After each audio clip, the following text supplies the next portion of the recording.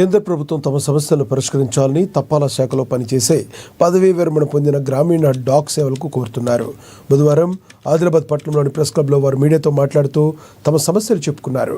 Retirement అనంతరం తమకు దక్కాల్సిన benefits, బకాయిలు చెల్లించాలని కోరుతున్నారు. చాలా ఏళ్లుగా తిరుగుతున్న సమస్య పరిష్కారం కాలేదని వారు తీవ్ర ఆవేదన వ్యక్తం చేశారు. ఇప్పటికైనా పై అధికారులు తమ బకాయిలు చెల్లించాలని వేడుకుంటున్నారు.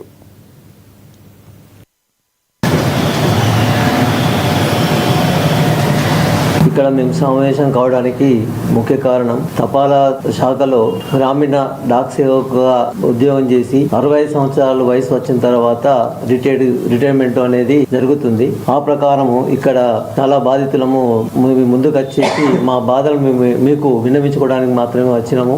మీ ద్వారా మా సమస్యలకు పరిష్కారం దొరుకుతుందని ఆశిస్తున్నాము. మా డిమాండ్ ఏంటంటే మాకు రావాల్సిన బకాయిలు, మాకు రావాల్సినటువంటి బెనిఫిట్స్ ఎంత తొందరగా ఇస్తే అంత చాలా ఆనందం. మరియు ఈ మధ్య ఎస్పీలు మారుతున్నారు. అందులోనే అంత ముందు ఎస్పీ ఎవరు ఉన్నారో మాకు తెలియదు, జీడీఎస్ సరిగ్గా తెలియదు. ఇప్పుడు గుంపు స్వామిని ఇంకొక ఎస్పీ గారు వచ్చారు. అతను వచ్చి మరి వచ్చిన తర్వాత అందరం ఆశించాం. అతను సంతకాలు పెట్టి డబ్బులు మాకు రిలీజ్ చేసి అందరికి ఇస్తారు. కానీ అది కూడా జరగట్లేదు.